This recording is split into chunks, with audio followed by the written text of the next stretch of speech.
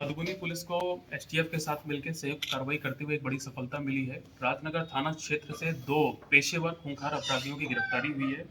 इनके पास से 1 पिस्टल, 1 देसी कट्टा, 3 मोबाइल और 8 जिंदा कारतूस मिले हैं। पुलिस को जानकारी मिली थी ये लोग कोई कॉन्ट्रैक्ट किलिंग की बड़ी घटना को अंजाम देने वाले हैं और उस इंटेलिजेंस पर वर्क करते हुए सफलतापूर्वक कल इन लोग को गिरफ्तार किया गया है। जिसमें पहली गिरफ्तारी हुई है, इसका नाम है अजय महतो। ये रामपट्टी राजनगर का रहने वाला है। इसके ऊपर करीब आधा दर्जन अपराध के मामले पहले से दर्ज हैं। एक संदीप कुमार मंडल की गिरफ्तारी हुई है, ये भी रामपट्टी राजनगर का रहने वाला है। इसमें भी 2 अपराध के मामले पहले से दर्ज थे। देखिए, जब पुलिस ने इनको गिरफ्तार किया, इनके पास से ये जो हथियार मिले हैं, उसके बाद से हम लोगों ने इंट्रोगेशन में ये पता करने की कोशिश की ये लोग और कहाँ इन्वॉल्व रहे हैं। तो ये पता चला है कि टाउन थाना में आज से करीब चुनाव के ठीक पहले एक रियाज नाम के एक व्यक्ति की सुपारी किलिंग में हत्या हुई थी। तो उसमें पुलिस ने अभी तक 6 लोगों को अरेस्ट करके जेल भेज दिया है। ये 7वां आदमी उसमें बाकी था।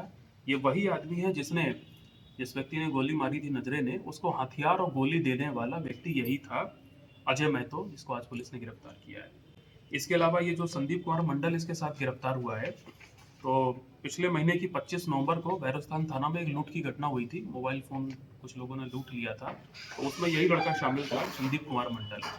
तो आप लोग देख सकते हैं कि ये दोनों ही व्यक्ति कई जघन्य अपराध की घटनाओं में शामिल रहे हैं और यदि इनकी गिरफ्तारी सही समय पर नहीं होती तो हो सकता है ये अपराध की किसी बहुत बड़ी घटना को, पॉसिबली कॉन्ट्रैक्ट किलिंग को ये लोग अंजाम दे देते हैं।